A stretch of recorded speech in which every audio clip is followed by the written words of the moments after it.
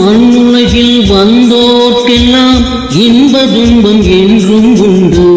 தாயிழந்த துன்பம் போலே துன்பம் அது ஒன்றும் இல்லை.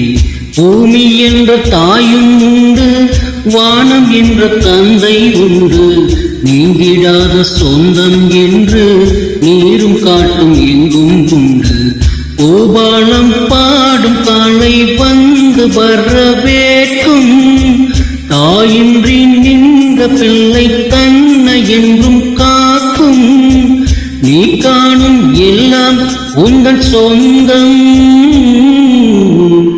ஆளோளம் பாடி அசைந்தாடும் காற்றே, அதை கேட்டு தூங்கும் ஆவாரம் பூவே.